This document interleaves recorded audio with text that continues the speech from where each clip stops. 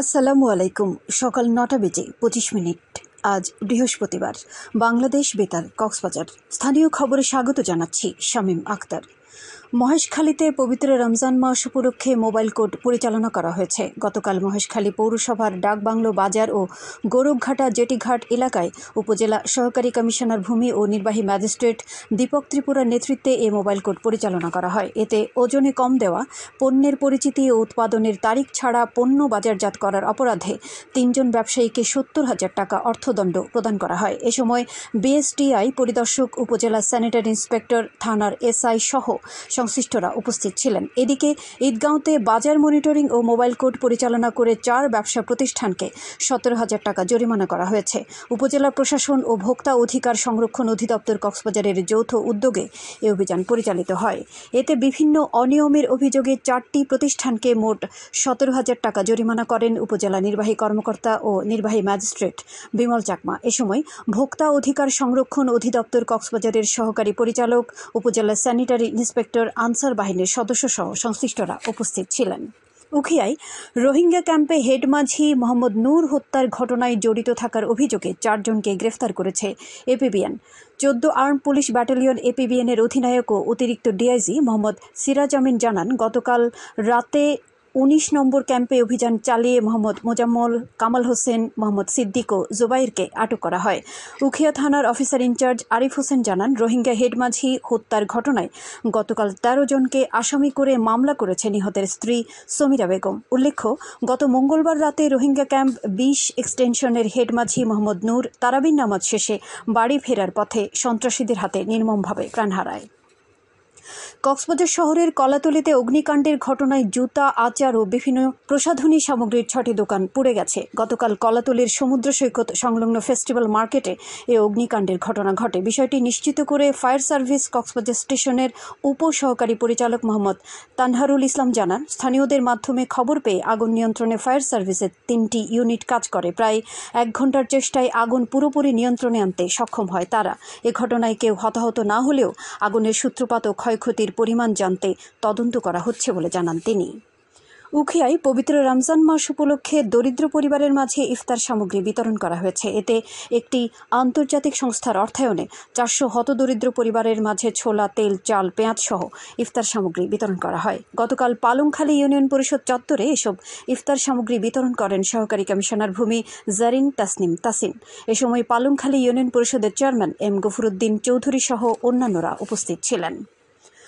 অবশেষে তারুণ্যের উৎসবের অংশ হিসেবে খনন করা হচ্ছে পেকুয়ার কহলখালী খাল। দীর্ঘদিন দখল দূষণে থাকা খালটির প্রকৃত রূপ ধীরে ধীরে ভেসে ওঠায় খুশি স্থানীয় বাসিন্দারা। বিস্তারিত শুনুন প্রতিবেদনে।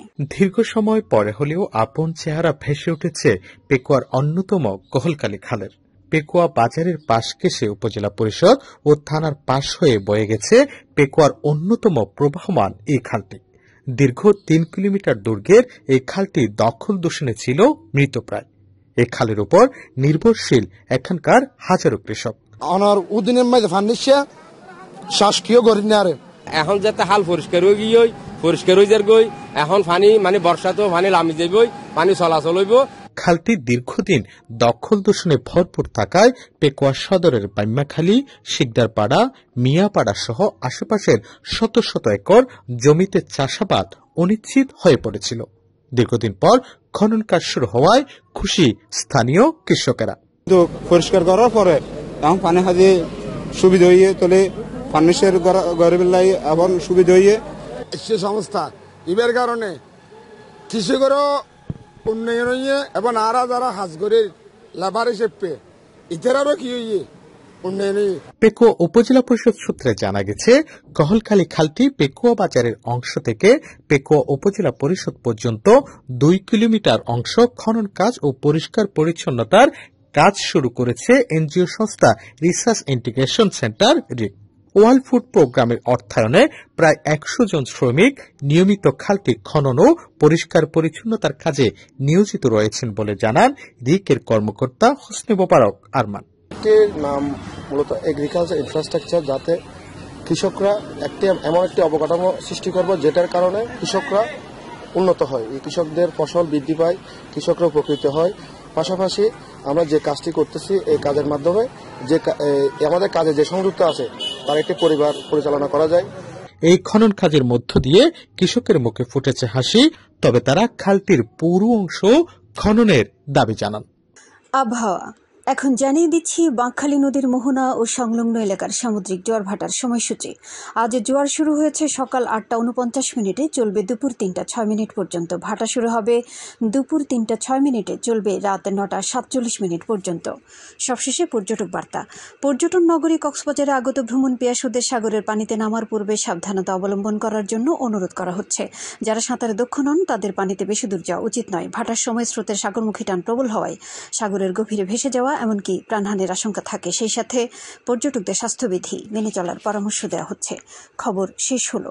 আমাদের পরবর্তী খবর প্রচারিত হবে আজ দুপুর 2:55।